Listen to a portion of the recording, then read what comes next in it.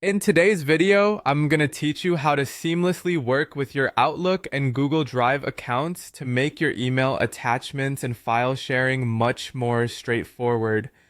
Let's dive in and unlock some really handy productivity tips.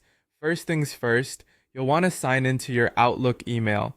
To get started, open up your web browser and navigate to Outlook.com. Once you're there, you'll be prompted to enter your credentials. Just log in using your Outlook, Hotmail, or Live email address and your password. It's a simple process, and if you're like most people, you've probably done it countless times before. Next, let's turn our attention to Google Drive. Head over to a new browser tab and go to the Google Drive website. If you haven't set up a Google account yet, don't worry, it's free and easy to do. Simply follow the instructions to create one, and once that's done, use your new account credentials to log in to Google Drive. Now, for those of you looking to bridge the gap between these two powerful tools, let's take a moment to connect Google Drive to Outlook. This step is optional, but I highly recommend it for a smoother experience. You'll want to navigate to the Outlook web app.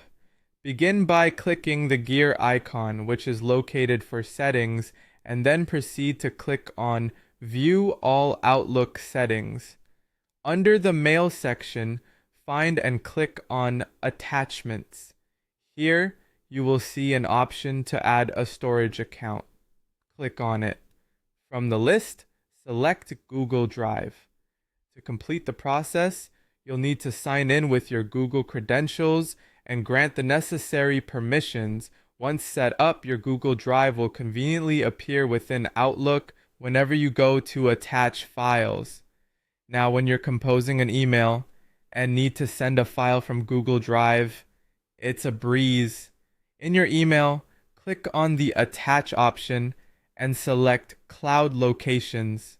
Then click on Google Drive.